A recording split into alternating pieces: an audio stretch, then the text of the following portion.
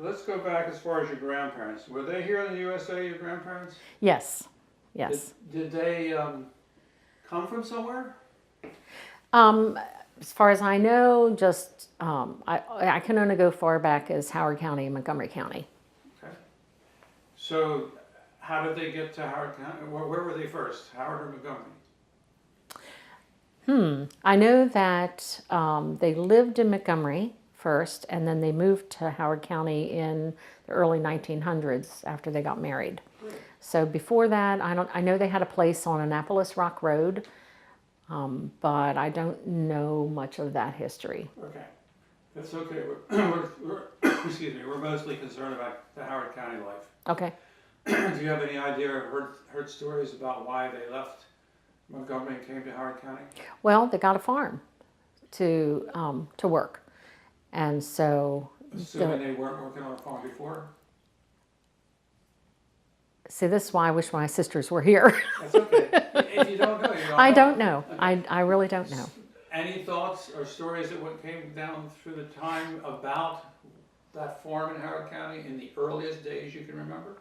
The earliest days I can remember were when Granddaddy was talking about how they had, pigs and chickens, and they raised vegetables and had the horses on the farm, and he would go to Lexington Market every week and would go by wagon and horse, and he'd check in down there, and they'd feed his horse and wipe down the horse and whatever, and he would take mostly eggs and potatoes, I think, were the main things that he would take.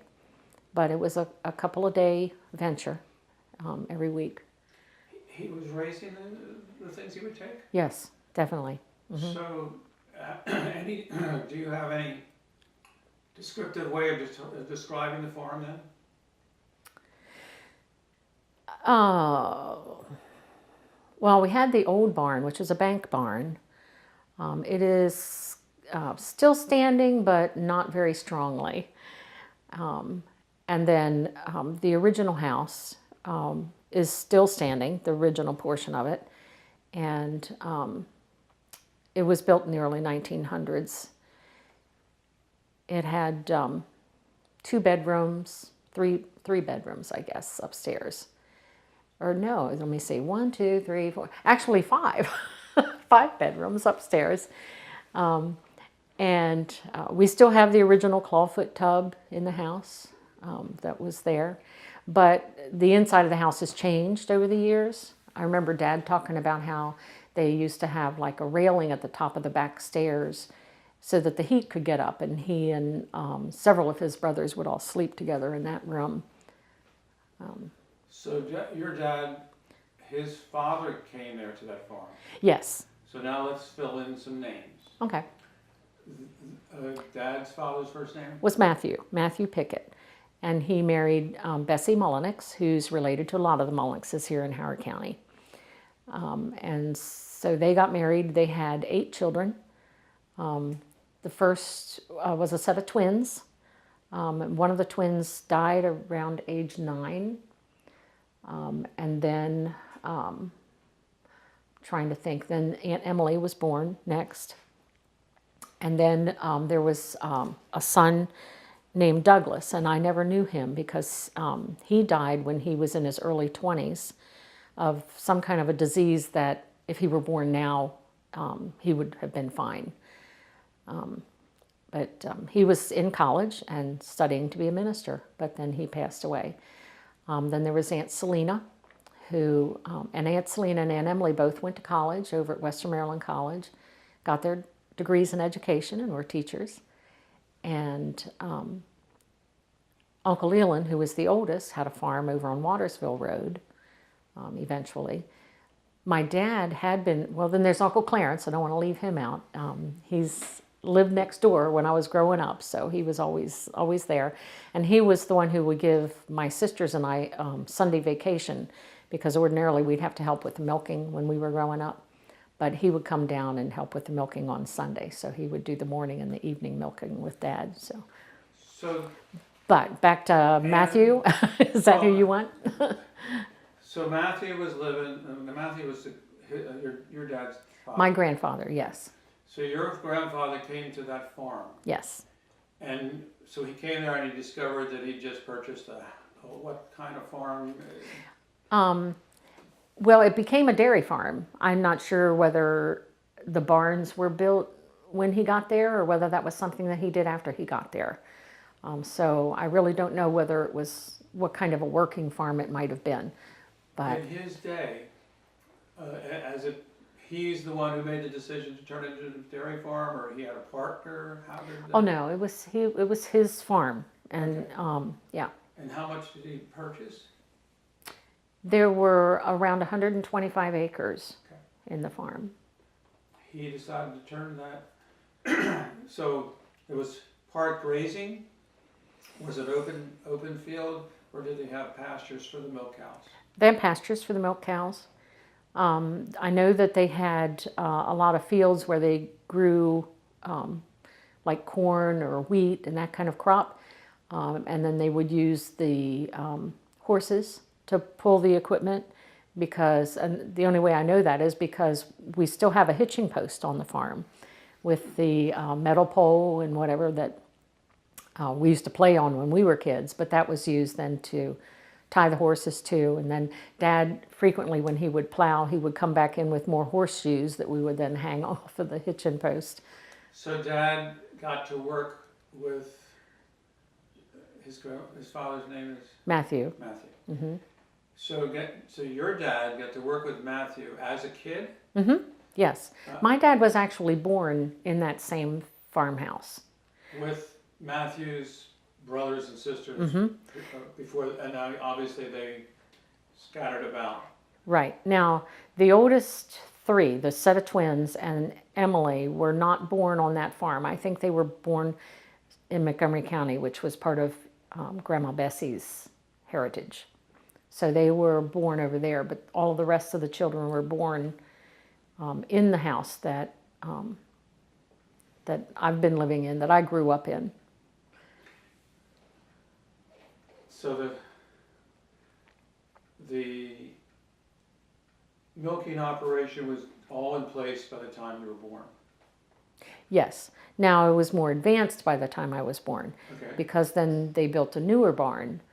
Okay, so before we get to that, we're going to get to when you're born. Let's try to see how much we can describe from memory of prior to you being born, that you've heard stories of, obviously. Mm-hmm. Your dad was there.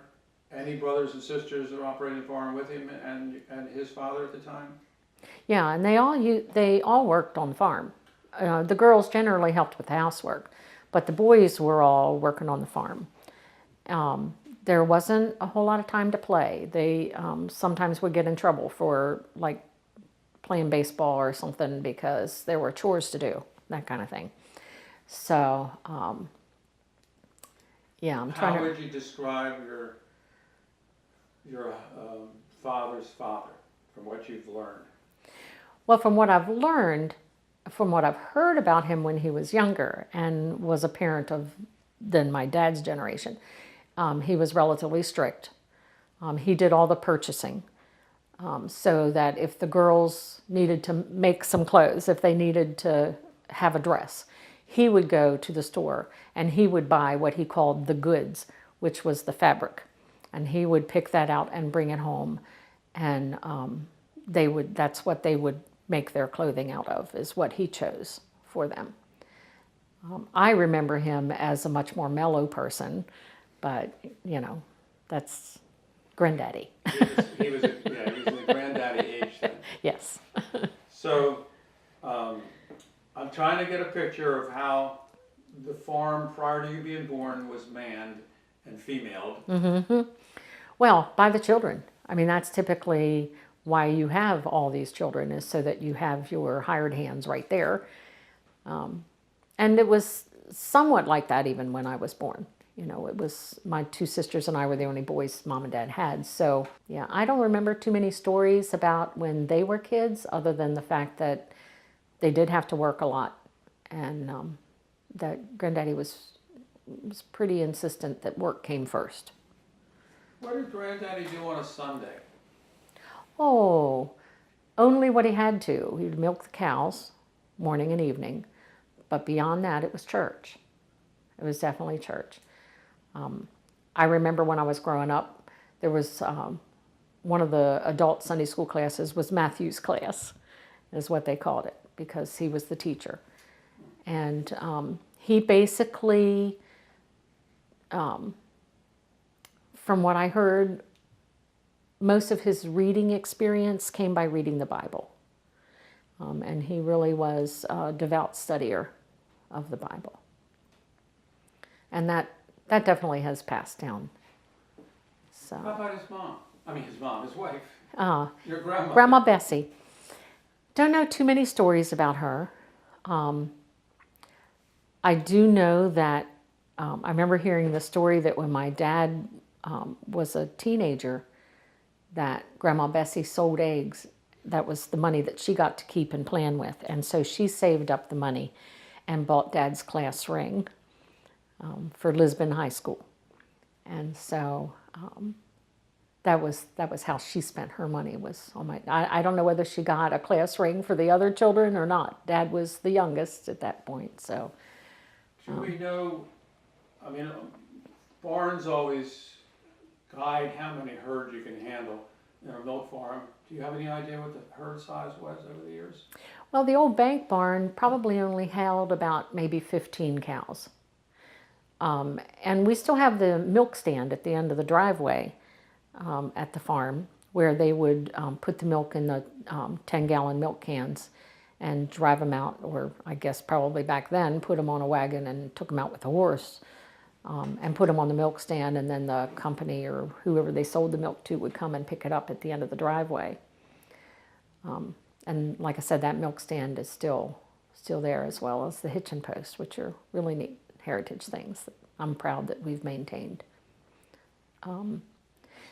So yeah, but so Bessie had kind of a separate chicken operation. Mm-hmm. She was. She could sell the eggs.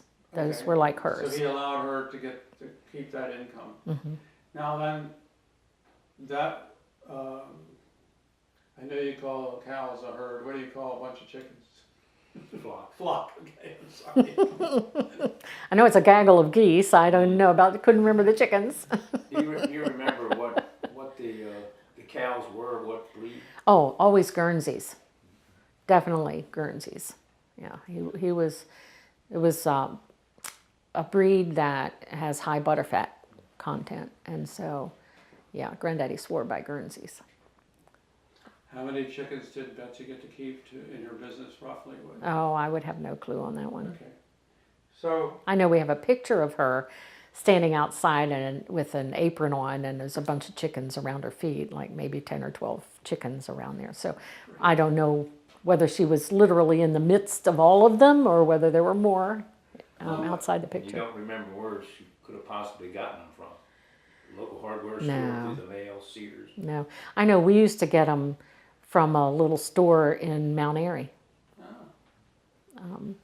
Because we would get baby ducks and colored baby chickens. They would have colored hair. You could go up around Easter time and see them out in the display window walking around, and there were pink and green and blue ones. They dyed their hair.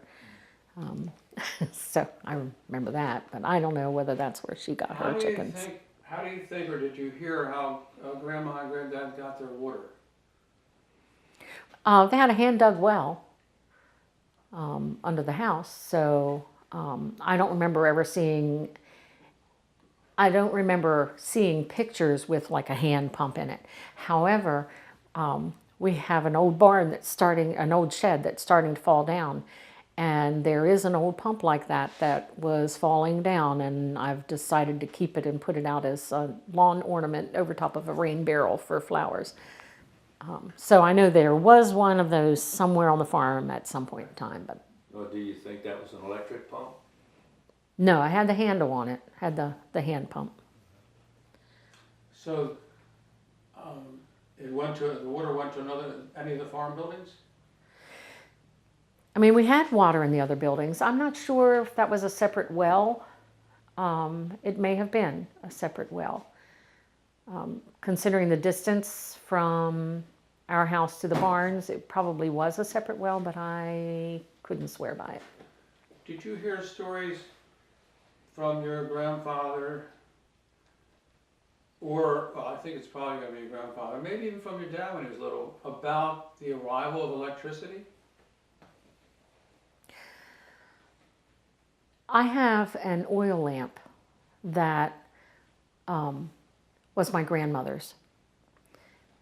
They didn't talk about the arrival of the electricity, but I do know that that was part of the transition, because that was an oil lamp that she kept and would carry upstairs and bring downstairs. And so, yeah, we Did still you use have it when that. you were little at all?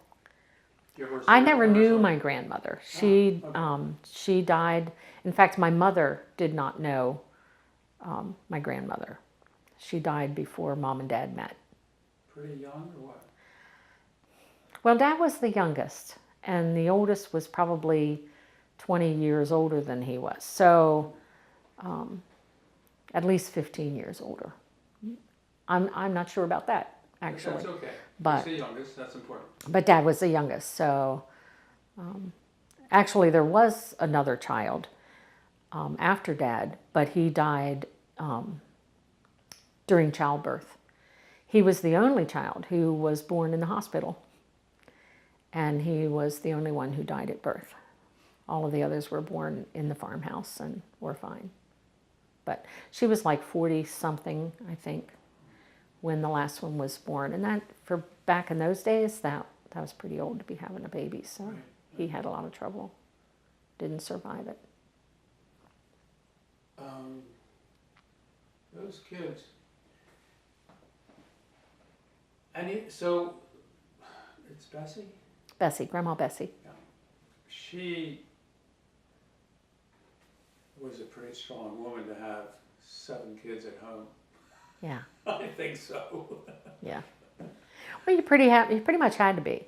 You know, when you think about how they would have to do laundry, you know, and how they would have to, I mean, everything was just so much more labor intensive that you had to be a pretty sturdy person. So, we're going to keep you in the house, because we know that's your house you love. Yeah. And so along came Anne on the day of. January 10th, 1951. Okay. So after a while, at that time, do you have any recollection of who was living in the house with you? Oh, it was Mom and Dad and my 2 older sisters. And that's the only house I remember until I went off to college. Okay, we're going to concentrate on that house. Yeah. So can you remember back to the earliest memories of a child when you started getting interested in the farm outside the house? There were things that you started asking about or being curious about or watching or even saying, can I do this? I would much rather spend time with my dad outside doing stuff with him than if Mom handed me a dust rag and said, here, go dust in the dining room. And I would make up whatever excuse I could. So I would spend as much time outside as I could. And, you know, we loved the animals. We had, at that time, describe all the animals that you remember at that time. okay, we had cows, a dairy herd, and mostly Guernsey. We did have a couple of Holstein, because my mom grew up on a farm in Montgomery County where they only had Holstein cows. And so she kept saying that they were better. Well, no, they weren't better, but Dad went ahead and got a couple anyway. And they really were good producers, but Mom would never really admit that. And so we had the dairy herd, we had pigs, we had chickens, never had sheep. The pigs, I remember one time, and Merlin would have been, I think she said she was 16, so I would have been 9, I guess. And it was before Christmas, and it was a really, really cold night, and a couple of the pigs were having their babies. And there were so many of them, and the heat lamps weren't keeping up, and some of the little baby piglets were freezing to death. And so I remember Dad bringing boxes of little baby piglets into our kitchen. And my sister Jeannie and I then, Jeannie mostly, would, just massage the chickens massage the pigs, trying to bring them back to life. And a lot of them came back to life, feeding them with milk bottles and whatever. Well, Merlin that night was at a formal Christmas dance at the new Gleno High School. And when she came home with her date, she walks into the kitchen and there's all these little pigs, which is really something I'm sure you want your date to see. So, yeah, that's a memory. You said what Ann liked to do on the farm, with her dad and outdoors. How about your sisters? They didn't spend as much time outdoors. Now, Merlin loved to mow, especially after we got a riding lawnmower. I mean, that was her big thing. And we would play outdoors all the time. We would climb trees. We had a humongous lilac bush that was probably bigger than this kitchen. And there were big sections of it and then big blank areas between these sections. And so we basically said that was our house. That was our giant playhouse. And so we would say, okay, the kitchen is over there. And so we'd take our little tin kitchen toys and we would go and put them in that part of the lilac bush because that's where the kitchen was. And then we would take other little things, and this is the living room. And so we had our own little playhouse right in the lilac bush. And then, of course, we played a lot on the hitching post. Jeannie and I especially. I don't remember. Merlin was 7 years older than I was, and we didn't have a whole lot in common. So it wasn't really until she was an adult and I was a teenager that we really connected on a friendship level. But Jeannie and I were only 2 years apart, so we played a lot together. And we would skin the cat on the hitching post and do lots of tricks and sit up there and turn ourselves inside out and pull ourselves back up. And there was an old foundation. There was like a bank, and then the foundation went out this way. So it was at ground level up here, but it kept getting higher and higher away from the ground level. And we would use that like a balance beam. So really, we did a lot of gymnastics, but just kind of naturally on farm stuff that was just happened to be there. Did you and your sisters do anything in the kitchen like canning or preserving? Mom did. Yeah, we did. We got stuck more with the picking and the shelling. Mom did most of the canning because with the pressure cooker and whatever, that's something that we really, I personally did not learn how to do. Now my oldest sister Merlin will still can tomatoes and do that kind of thing. So she learned that, but I guess I was the youngest and didn't really get into that. I would shell the beans, or I would have to shell the peas. We would all help cut off the corn. We would freeze the corn. We would freeze. It got to a point where we would freeze whatever we could because that was a whole lot easier and would make less heat in the kitchen. Because you're doing all this in the heat of summer, and there was no air conditioning, and you maybe had a fan, but when you had to can things, you put so much steam in the area that we froze whatever we could. You were lucky you had a freezer because in older days people didn't have freezers or electricity to freeze anything with. Yeah. Yeah, I could tell you about the ice blocks and whatever but that's a Montgomery County story, so I won't tell you that. So, Ann, we know that there's some things you did in the kitchen, but on a typical day when you were the youngest you can remember, you really would rather have been outside. Oh, absolutely. So, what are some of the things in that little Ann day that you got to do with your dad or on the farm? Well, I'd follow him around, and so like if he was repairing equipment, I learned pretty early what different kinds of tools were. So I knew, whether he needed the Phillips screwdriver or the flathead screwdriver. I mean, I knew what he was talking about, and I would hand him stuff. And the thing about being a kid on a farm is that you were always doing something. You were always doing some kind of a chore, and you always knew you were appreciated. That was just a given. I remember Dad, having a little kid hanging around and just handing you a screwdriver or whatever, but he made a big deal about it that, well, thanks, that really saved me from getting up and walking over there, so I got affirmed for that so much that it was just really cool hanging out with him. So I remember him building or rebuilding the bed of wagons during the winter. And so even during the winter, we would go out into this big workroom, garage kind of place, and I would help him with that, hand him tools and do whatever needed to be done. So if he wanted a 9/16 socket, you knew what it was? Generally speaking, I could get him the socket wrench and then hand him the sockets, and he would usually pick the one he wanted. But I knew what he was talking about when he talked about sockets.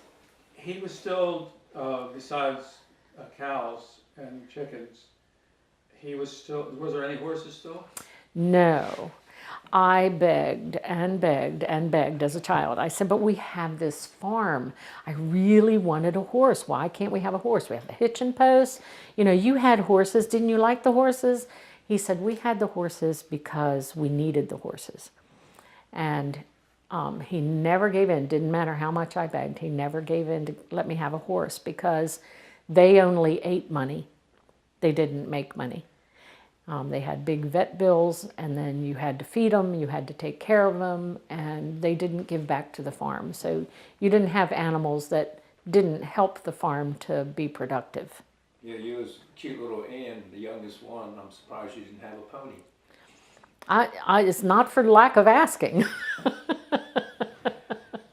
Did you get to develop other pets when you were little? Oh yeah, we even had a pet chicken named David. And we would bring David into the house with us, and we'd go upstairs and he would follow us upstairs. He would flap his wings and get up to the next step, and then he would flap his wings and get up to the next step. And so he would follow us around the house, indoors, which Mother was never pleased with, but sometimes we would get away with that. But then we would also, Dad would chop the heads off the chickens, and Mom would remove the entrails, and then they'd hand the chickens off to my sisters and I, and we'd have to dip them in a hot bucket of water and pick the feathers off. That's a smell you never forget, is dipping that chicken in the water and pulling those feathers off. Did you have any of those pesky little roosters? I don't remember a rooster around. Probably killed them first. I may have. I do remember. Now, Dad was very protective of his boys, which were 3 girls, and Wait a minute. He was very protective. Where did this boys? Well, we were the only boys Mom and Dad had on the farm. We 3 girls. He actually mentioned that to you, or this is just something you... Oh, it was a long-time family joke that we were the only boys How did that go? Well, when Merlin was born, she was supposed to be a boy.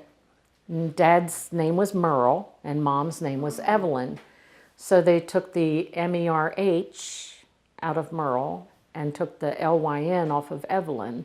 And so Merlin has a totally unique name. Everybody tries to call her Marilyn, but she's not Marilyn. She's Merlin, after Dad. Well, then Jeannie came along, and she was supposed to be a boy, and of course she was not. And then I was their last chance at a boy, and I was not either. So it was kind of the family joke that we were the only boys they ever had. But we enjoyed the farm. I mean, I wouldn't trade my memories of working on the farm for anything.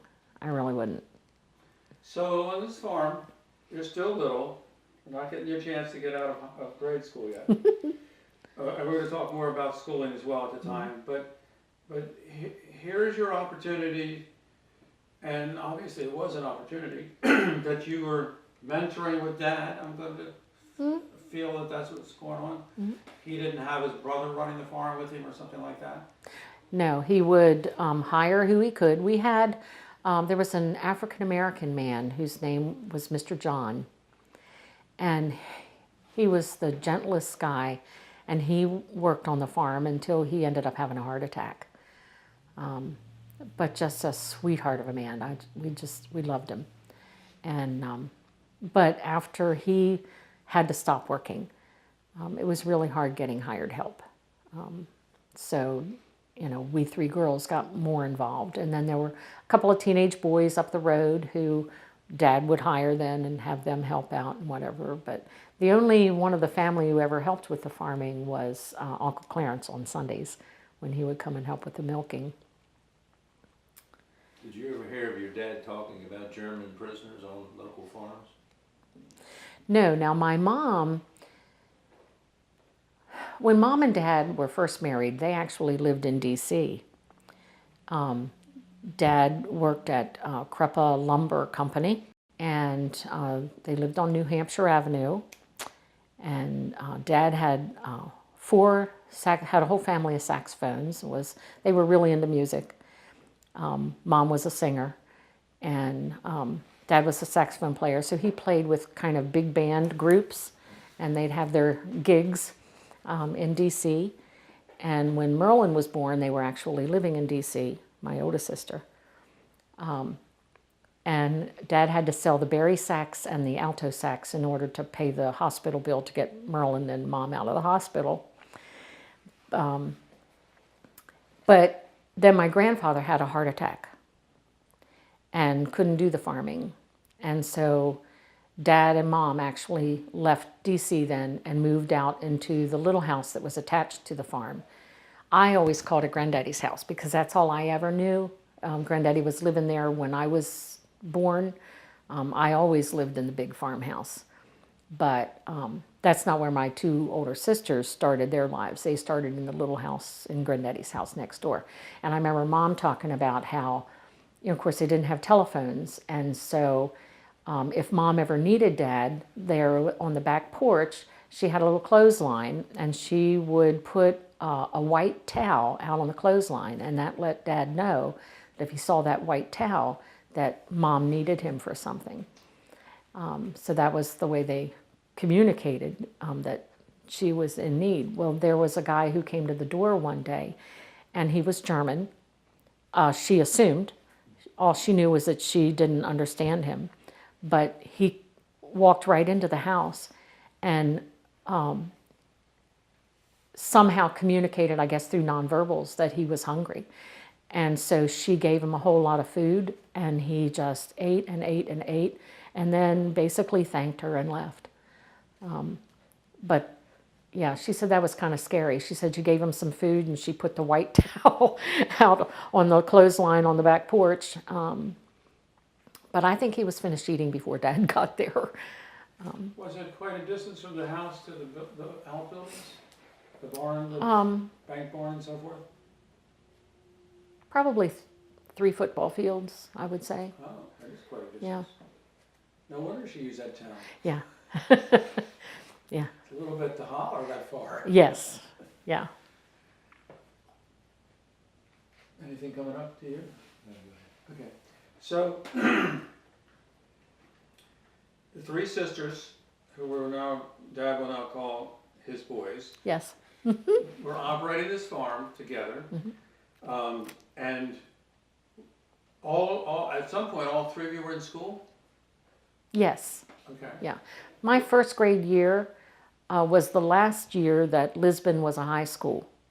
So when I went to first grade at Lisbon School, it was grades 1 through 12.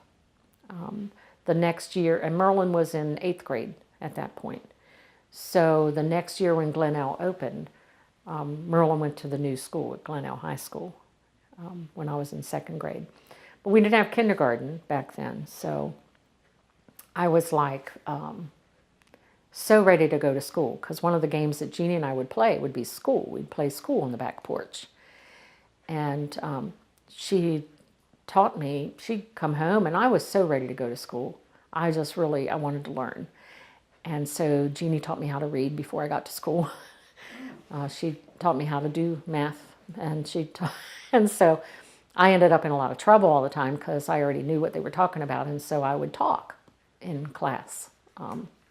So I was probably not the teacher's favorite ever because I was kind of a little rascal. So, still in this time period, Huh?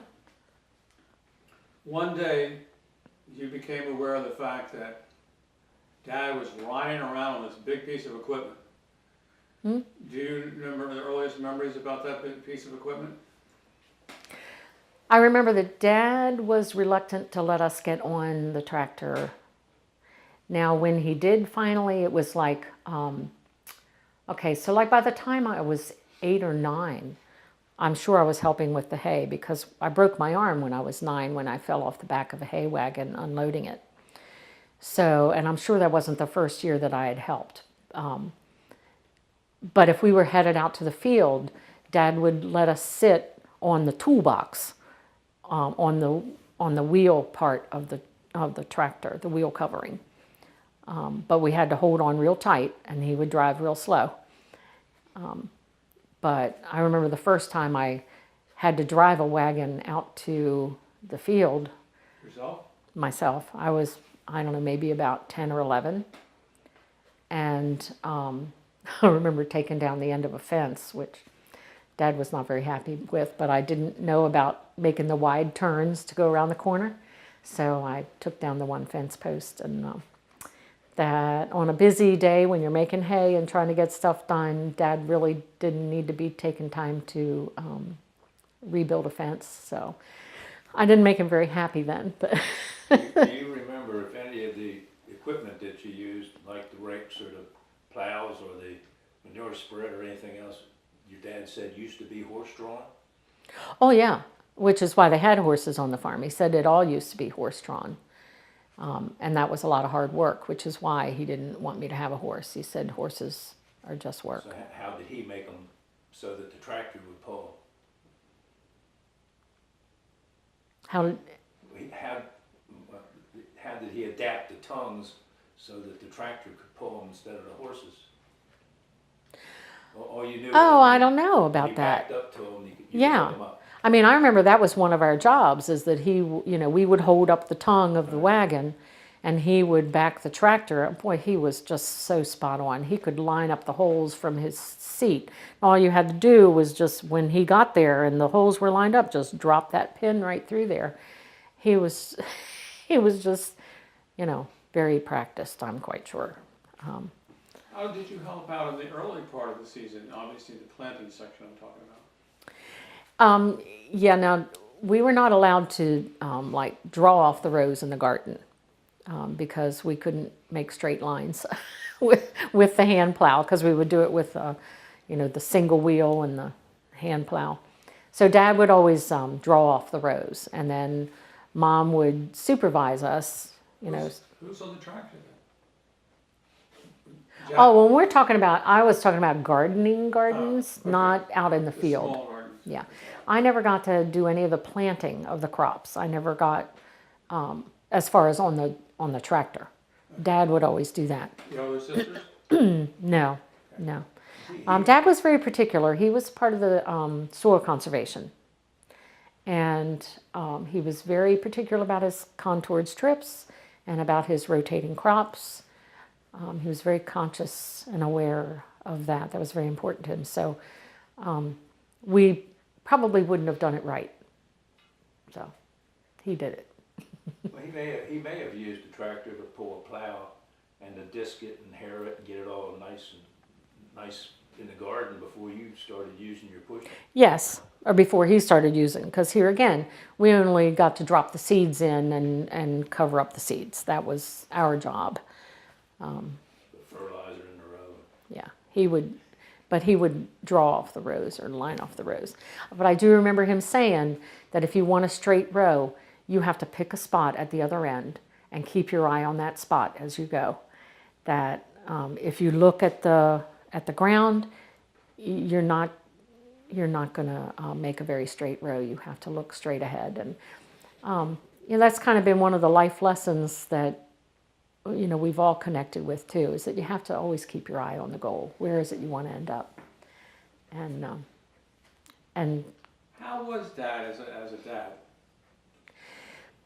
Well, I remember 2 times being spanked by my dad. Now, I think I wore my mom's hand out. And there was a bottom step in the kitchen that we would all have to sit on if we were nasty. But I think Dad was overworked. His knees became bad, and yet getting up and down 2 or 3 times to check the milker on a cow. And that's just one cow. And at one point, we're milking 40-some cows. And I think he just really didn't feel well, because when I was in 10th grade and I was the only boy left on the farm, it was just Dad and I doing the milking. But he sold the herd that year and got a job working with the with ASCS, with the government. And it's like he became more jovial and happier. And I think it's because he felt better. Farming's hard work, and it doesn't matter whether you're sick. Farm work has to get done. You have to milk those cows twice a day, whether you feel like it or not. And very rarely were there people around who could do it for you. You know, it was hard to find anybody to do the milking for you. No, they would. Once a year, he would find somebody. When we would go on soil conservation trips, is when Dad got to go to the meetings. Poor Dad never really got a vacation. But we did get away from the farm, and most of the years when I was a kid, the meeting would be in Ocean City. So, of course, we'd go down there, and we'd all get so sunburned we couldn't even lie down on the sheet, or didn't want a sheet to touch us. Because, you know, you put the oil on thinking you're protecting your skin. Well, let's fry. And of course, then Dad went to meetings and whatever, but that was our family vacation. Oh. So he kept the farm, before he got this job, is in what time period? When he got the government job, it would have been around 1966, because that's when Jeannie graduated high school, went to college. And so that's when he and I were alone. He finished selling the herd end of October, November of my sophomore year in high school. But you still have this great farm and this great land you're living on. Mm-hmm. What went on with it then? Well, at that point, he still raised calves. My uncle had a farm. My mom's brother, who had the farm over in Montgomery County that my mom had grown up on, basically Dad would buy the calves. He would feed them, raise them, whatever, get them to the point where they could be bred, and then he would sell them back to my uncle. So we still had animals on the farm at that point, but Dad got rid of them before they had to be milked. They were off the farm at that point. They were slaughtered? No, they were, generally speaking, were then sold back to my uncle for part of his dairy herd. So he was just getting the youngsters prepared for your uncle's farm? Yeah. Did he enjoy that? Oh, yeah, yeah. And, you know, Dad loved being out on the tractor. He loved the land. We all grew up with that appreciation of loving the land. You know, land, God, music, were all real big things in our family. So during the time after he sold his instruments to help... Oh, just 2 of them. Now, he still had the other 2.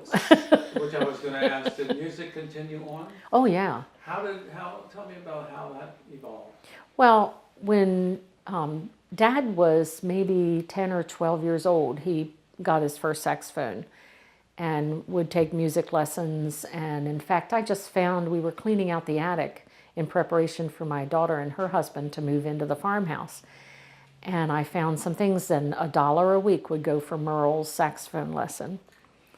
And he played in the Browningsville Band, which is a community band.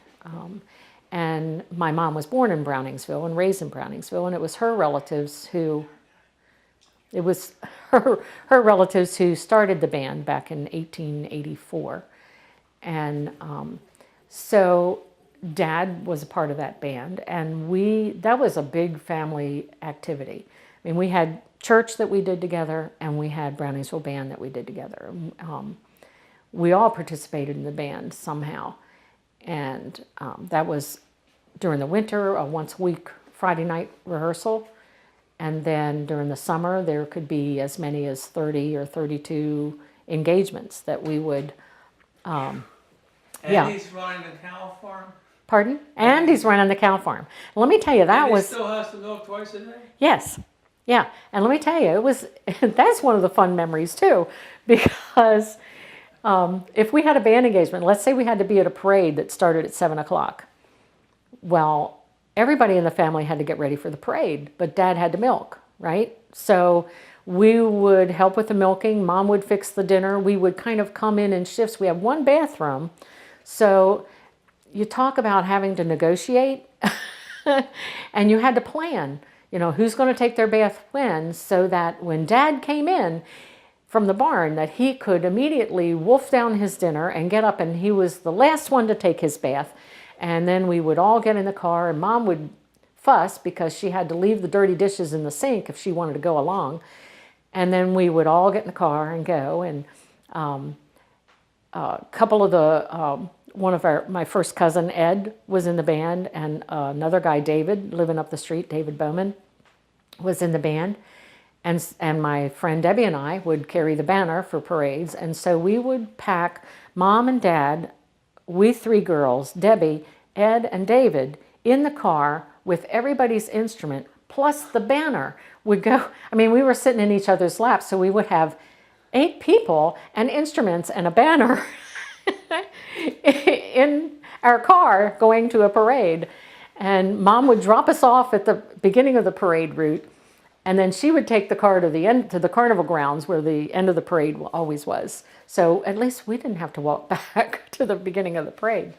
But this was Brownsville? Browningsville. Browningsville is in what county? Montgomery. Oh, okay. Yeah. So you had a pretty good hike just to get there. Yeah, well, I mean, we played, every fire department back then had a carnival. I mean, we go to Newmarket, and we knew then the next week would be Damascus, or the next week would be, wherever.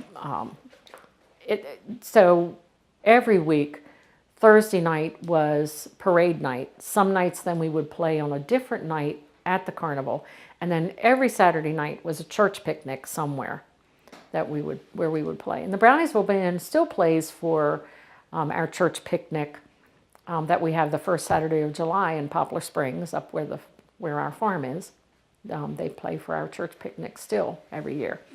And my oldest sister Merlin played the glockenspiel from when she was a young kid. And I won't tell you how old she is, but I will tell you that she is now the person in the band who has been in the band the longest. And what's this middle sister's name? Jeannie. How about Jeannie with music? Oh yeah, well, she majored in music in college. She was a clarinet player in the band, and then she went to college and had a double major in voice and piano. So like when she did her senior recital, she did half of it piano, half with voice. Merlin has a gorgeous voice, but won't sing for anybody. And she plays piano and organ every Sunday at church still. Mom always did all the flower arranging for church.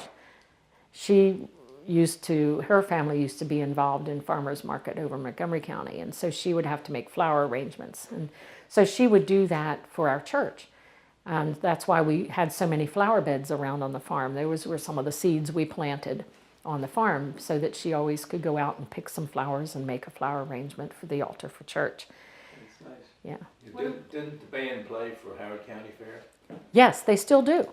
They still play for the Howard County Fair. They still march in the parade for the Howard County Fair. Let me stay back here. Yeah. Remind me to go there Uh-huh. when we get to the closer years. Yeah. So picture this with me and tell me if this ever happened. Oh, I forgot to ask. The two sisters are really involved in music. What about Anne? Ann was pretty stubborn. We had to take piano, yeah, right. We had to take piano lessons. Mom always wanted to play the piano, so she swore her kids were going to learn how to play piano. I'm one of those kids that, you know, kind of like the horse you can lead to drink, but you can't make him water. And so when I was in 4th grade, I took flute. And I loved the flute. But Mom said I was practicing the flute more than I was practicing piano, so I had to quit the flute. Well, I thought, well, you can make me go to the lessons, but you can't make me learn. And I found a strategy where I could, as long as I had at least one, preferably 2 new jokes every week that I could tell the piano teacher, then she would have a joke or 2 to tell me, and invariably she'd get a phone call during my lesson. And then I always volunteered to go last, which meant it was right before lunchtime, and her husband would come home, and then she'd have me tell the jokes to her husband, and he'd have some, and so I might only have to play 1 or 2 songs a week. So I was very successful at not learning how to play the piano. I did, however, take flute in college. I was a voice major in college, and I took flute lessons and bought a flute and played in music halls and whatever. So I did finally end up with my flute. Oh, good. Yeah. Passion. Yeah. Passion got on and finally got to come true. Yep. So this is an odd thing, but it might have happened. I know you were given piano lessons, but did you have a piano at home in your farmhouse? We had 2 pianos. So here's holiday times of the year. Mm-hmm. We have one day special that we offer up to God because we remember Him as baby Jesus. We'll just call it Christmas for now. Mm-hmm. Well, it was Christmas right, for I'm us. concentrating on the religious side of it, is what I'm trying to say. But I kind of picture like at some point maybe Dad and his daughters and his wife might have gotten together. Can I hear one of those experiences? Oh, it's marvelous. And it wouldn't just have to be at Christmas. We would, but definitely on Christmas evening, Jeannie and I would generally get the upper room and do the little devotion that was in there. Merlin would play the piano, Dad would play the saxophone, and Mom, I haven't talked about her, but she had a phenomenal voice and used to sing once a week live on Frederick radio station. A real beautiful soprano voice. And so we even have a tape of us one Christmas. Phyllis and Uncle Edsel were there. And in fact, that wasn't Christmas because we were just singing hymns that night. But we would have music nights around the piano. And then at church, we had our own little Sunday school band, or Sunday school orchestra. And so Dad would play the saxophone, Merlin would play the piano, Jeannie would play our clarinet, Billy Hood would play his banjo, his son Tommy would play trombone, his other son Greg would play the guitar.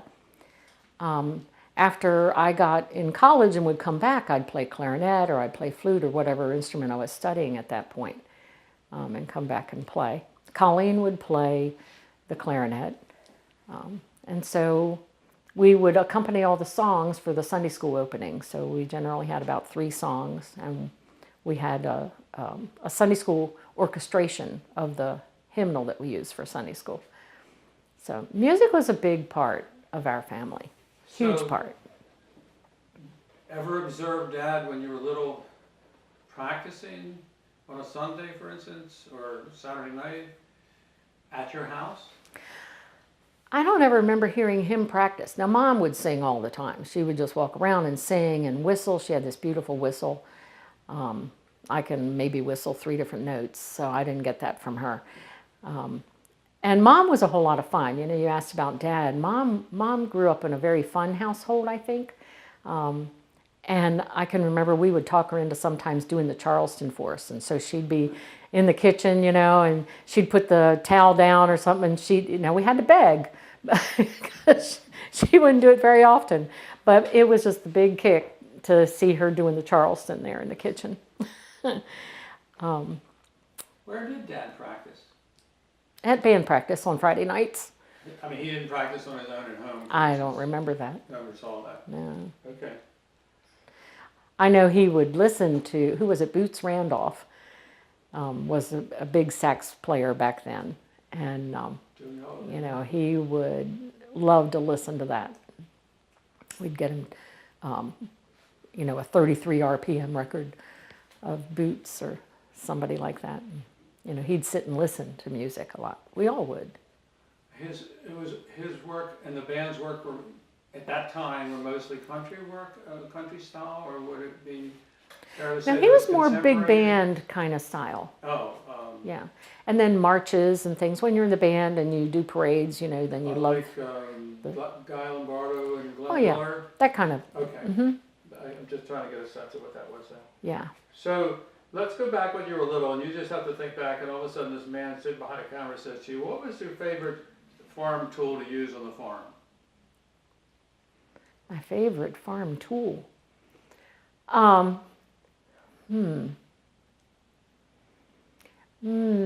guess Maybe it wasn't hoeing weeds in the garden. was never that.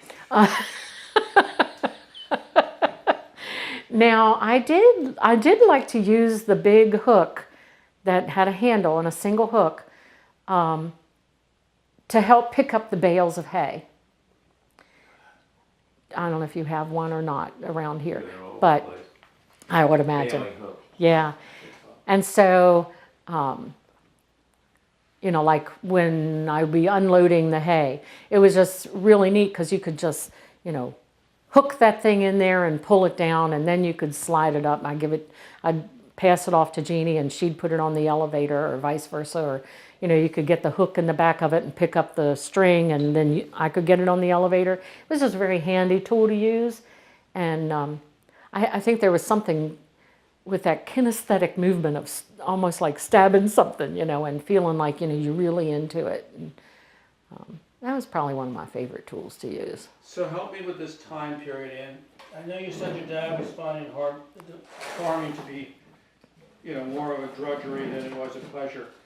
Was this happening before you left to go to college and go to your major, or was this happening, can you help me give a history sense here? Yeah, it was before then. I know Jeannie and I, before she graduated high school, we would take turns getting up and help because he couldn't find help. And that was part of the big problem too. And I think it was just a really big worry for him. And he knew that his knees were getting even worse. And so it was like he was either going to have to go big time and build a milking parlor so that he wouldn't have to go up and down, you know, kneel up and down beside the cows all the time, or get out of milking. It was just something that he knew he couldn't find the help, and he knew that Jeannie and I both wanted to go to college. So he either had to make the operation something he could do by himself and maintain his health, or find something else to do. Prior to that, at any point, I know you have a strong interest in music as well as the farming operation, but prior to that, where your dad was starting to announce that, you know, this is definitely too much, did you ever think about going into farming yourself? No, I never did. So you were thinking about music? Thinking about teaching. Oh, teaching. I wanted to be, there was a part of me that wanted to be a counselor. Actually, I had even been, in my senior year, at the beginning of my senior year, had been accepted into St. Agnes Hospital School of Nursing. Wanted to be an RN. But then changed my mind by the end of my senior year and decided that I wanted to teach. Started out as a double major in music and drama. But, yeah. But back in, you know, when I think back into the barn and carrying milk and, which is, you know, what we always had to do, Jeannie and I, we would take turns, get up at 4:30 in the morning, help with the milking, clean the dairy, wash all the milkers, run up to the house, take a bath, try and get that pine oil smell off of you from the disinfectant in the water, which you could never do, but we tried, and then get dressed and go to school and come home and do the whole thing again. But then the next day would be my turn. So she and I took turns every other day, and then on Sunday Uncle Clarence helped. So yeah, we helped a lot in the dairy. We fed animals, we fed pigs, we fed chickens, we fed calves. I was in 4-H, so you know, I did a lot of stuff with 4-H club. Jeannie and Merlin, I think, were both in 4-H for a very short period of time, but I joined it when I was old enough to get in, and until I was so old they kicked me out. What animals did you show? I only showed a cow 1 year. Her name, I got to pick her last name. She was, Poplar Brook was the name of our farm, so the farm name comes first when you register your cow. So Poplar Brook, and Butterfat was the name of her mother, and then I named her Judy, so her name was Poplar Brook Butterfat Judy. And she was the cow that I showed. And what type? Guernsey, Okay. of course. Just making sure. You didn't find it? Anyway. I remember showing in McDonough School, and when they had a Guernsey field day there, and I came in second that day. I know, I was real tickled. Of course, there were only 2 of us in the group, but so I was really last, but I came home with a second. So that was not a whole lot of fun, because I would get so nervous that I would have to run to the bathroom before I showed. It just, I never knew for sure that Judy was going to do what she was supposed to do, because quite frankly, I didn't put the practice time in with her that I should have.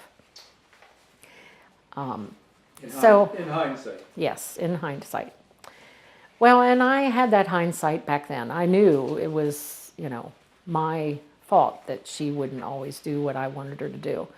And so, yeah, it was just way too stressful. So I only showed a cow for a year.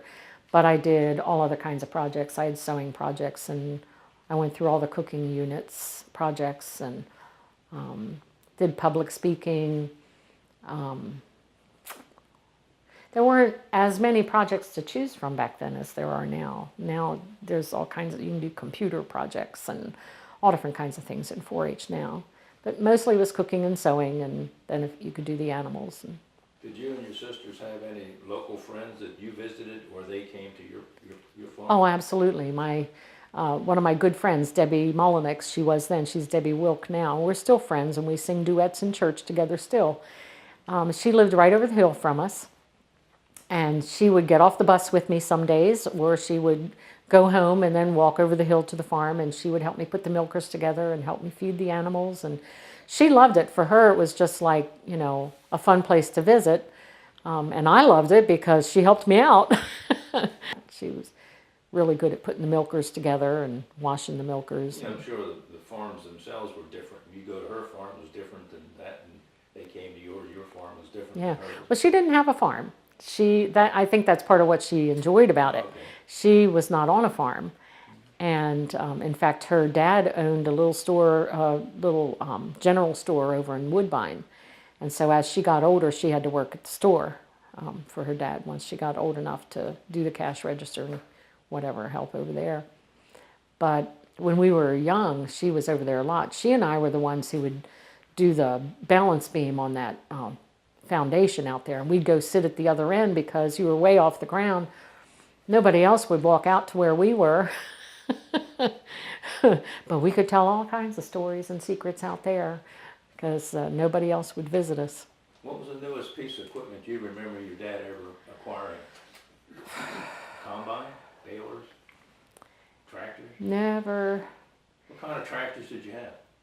Brand. Alice Chalmers, for sure. We were the orange people. And yeah, I only remember lawnmowers being new. I just remember that he was always fussing and fuming over fixing tractors and whatever. He did get, I do kind of remember there was one Alice Chalmers that he got, that the front wheels were short and farther apart. It was a smaller tractor. He got that one new when I was a kid. At some point, other farmers and other farmer kids that we've talked to, have Dad would turn your chores into an allowance or pain type job. Did that happen to you? No, never. We didn't get an allowance. I can remember challenging that concept. You know, yay me, the rascal. And he said, you get what you need when you need it. And you work around here, so if you need something, we will get you what you need. Do you remember any of the carnivals or fairs that you went to when you were young? And is that when you got some money to do something? Sometimes I'd get a quarter. Sometimes I'd get 50 cents. At the church picnics, it was always a nickel, and you could be in the cakewalk. That was a big thing. And I remember my cousin Johnny and I were in a cakewalk one time and won the cake. So we sliced the cake, had him slice the cake in half, and he took half of it home to his family, and I took half home. That's the only time I ever remember winning the cakewalk. But, you know, we would do that for a nickel. And So can you describe this is like 7, 8, 9, 10, 11. Can you describe a typical during the week farming day for you, what it was like by the time you opened your eyes and then? well, if it was summer, you know, we'd help feed because Dad would want to get out in the field and do the raking and whatever. So mornings were a little bit more relaxed after we got the chores done. I do remember, you know, then we'd have a big breakfast together. We always had big breakfasts as a family. When Dad got done with the milking, we'd all sit down together, and Grace at every meal. And Mom would already be thawing the meat for lunch by the time we were eating breakfast. And then we'd also be, you know, she would know what she needed to thaw or get ready for supper for that same night. Then if he was baling that day, then we girls would go out in the field, and we would we would either, depending on our age at that point in time, we could be at the front of the hay wagon, and as the hay bales came off of the baler, we would drag it back to Uncle Johnny or whoever he had that would stack them.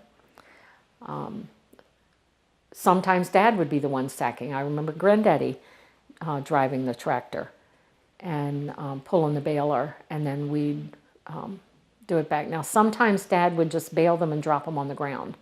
So then we would have to drive and pick up the bales. So I remember going alongside the wagon, and, you know, I'd walk on one side, Jeannie would walk on the other side. Dad would drive the tractor down the middle in the wagon, and so we'd toss them up to whoever was then on the wagon to stack them. And then we'd come in and you know, if we were helping, we'd put the milkers together or get the dairy ready to go, and then we'd feed the animals, and then there was dinner. Now, during the middle of the day, too, we'd have, especially if Dad was on one of the back fields, he wouldn't want to just stop for lunch because, you know, you have to make hay while the sun shines. So we would actually pack a lunch. Mom would fry chicken and make potato salad and have deviled eggs or whatever, and a big gallon iced tea, and we would take lunch to him, which was a lot of fun because Dad had purchased an old Army Jeep that was a surplus Army Jeep, but it was a standard shift. And, you know, Mom hated standard shift, and of course this old Army Jeep didn't have any shocks in it. And so we would load the lunch, and we girls would get in the Jeep, and Mom, you know, we would all be jerking with her driving this Jeep and going over the farm roads, and then her jerking some more. It was just a hoot. We would always have fun taking lunch out to Dad. Then we'd spread a big blanket out on the edge of the hayfield, and they would stop baling long enough to eat the lunch, and then we'd pack it up and take all the stuff back in and start fixing supper. Yeah, so I remember either helping with the hay or helping with all the food prep. All right, so we got to supper. Then what? Well, supper was always after the milking, and here again we'd eat as a family. And we'd sit around and talk at the dinner table. And then sometimes we would actually watch TV, but quite frankly, I don't remember a whole lot of that. And, you know, you'd get to bed early. It was one of those things where you knew you had to get up at, you know, 5 o'clock again the next morning. So, you know, you're tired.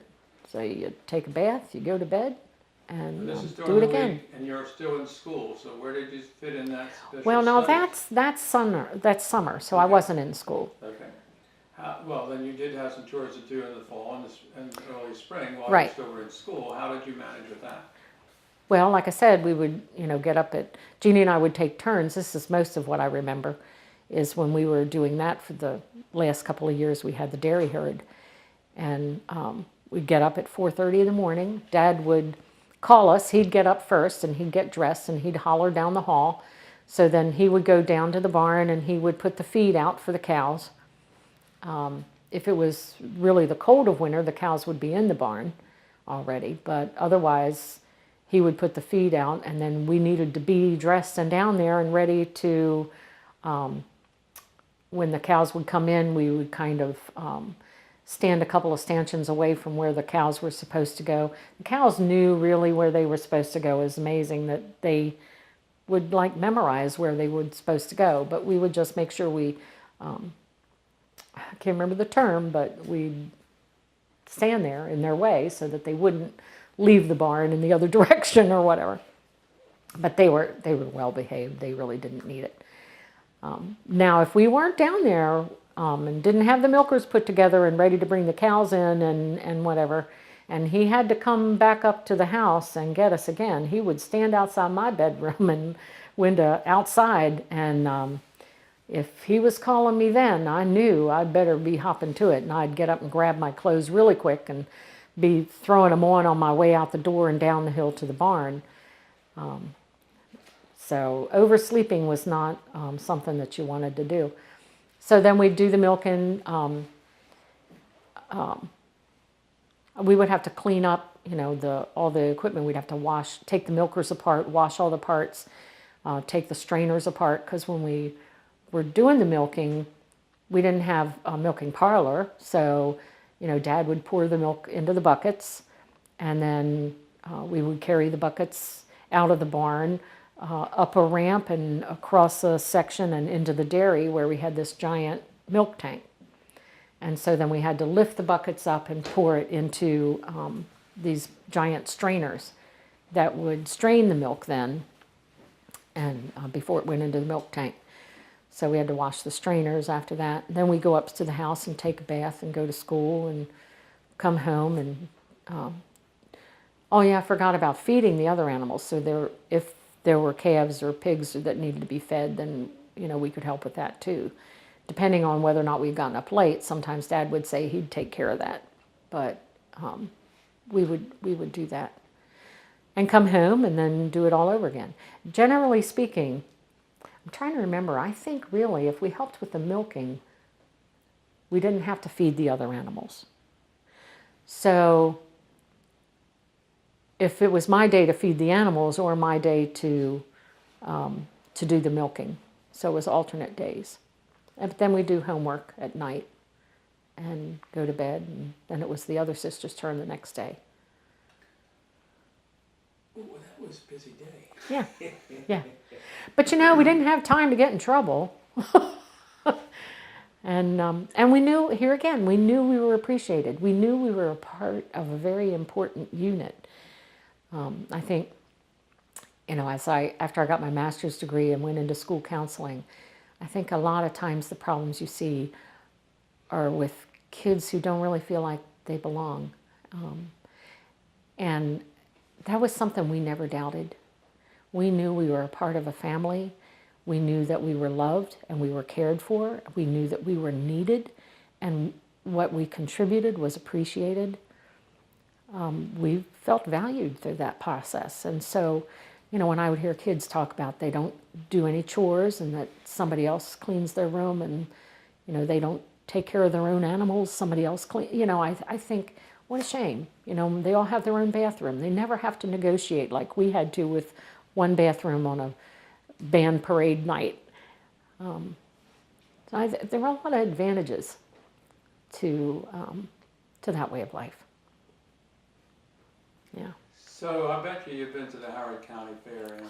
Yes, definitely. Well, I'm going to give you a situation just to see how you'd react in your current mindset.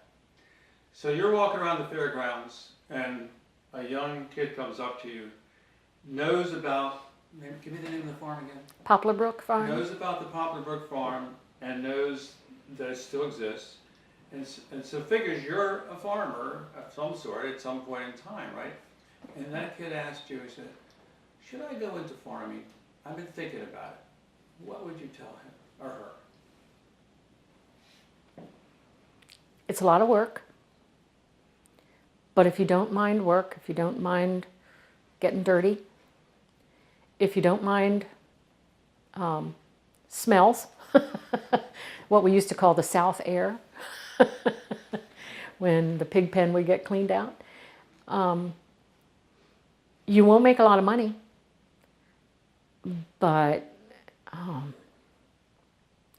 there's just something about being on the farm.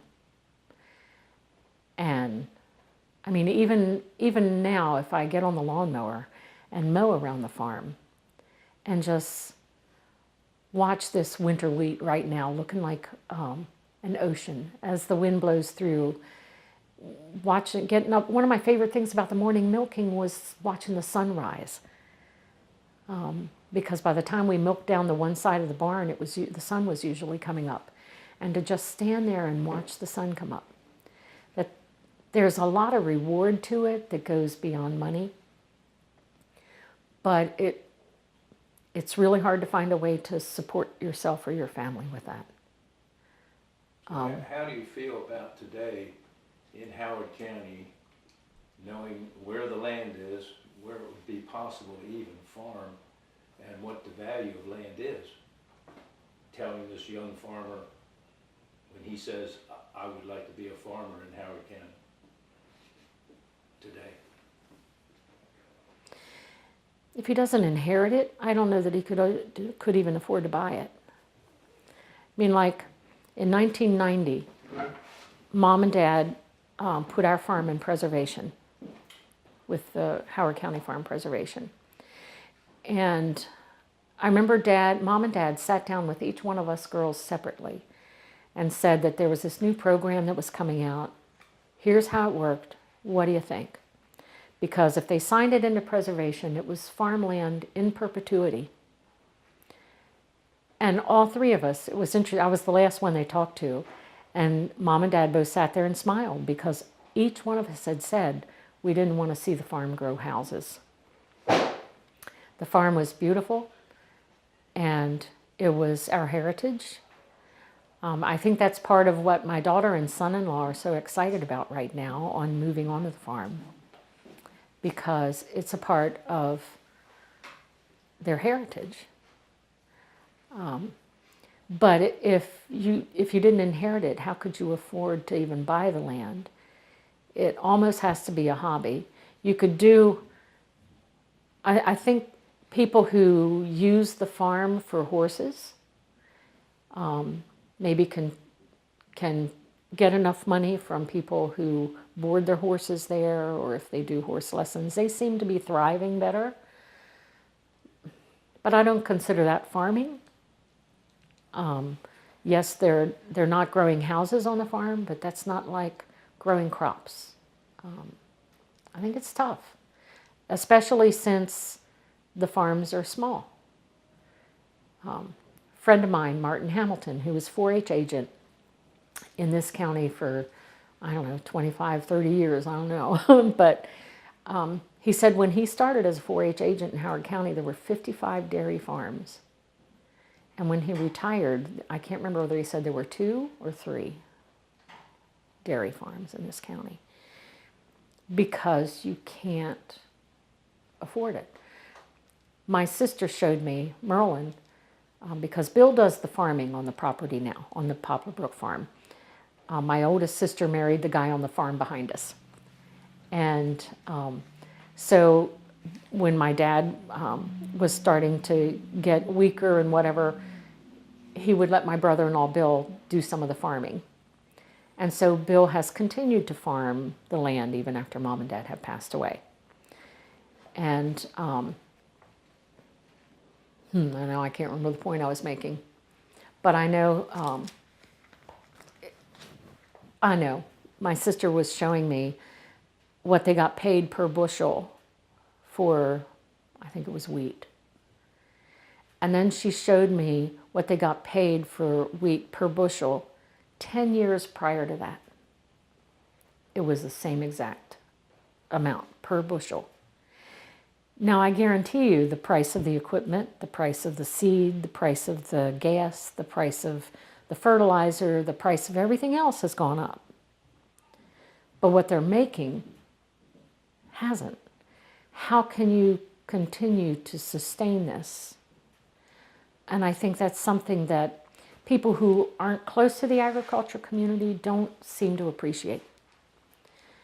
One thing that concerns me about the farm being in preservation is that as we have more and more people moving around, it sometimes is treated like as if it's parkland. I remember Mom calling me when I was living in Granddaddy's house with my daughter, and my dad had died, and so Mom was in the big farmhouse. And I remember she would call me sometimes because people would be fishing in the pond, but they wouldn't ask her. They would just go down there and start fishing. So she would call me, and I would go over and down to the pond, and I would say, do you realize you're on private property? And have that discussion with them. And did you get permission? One day she called me, and she says, I don't know if you want to tackle this one. She says, but there's a whole bunch of people down there. And I got over there, and I looked down. There were 2 pickup trucks.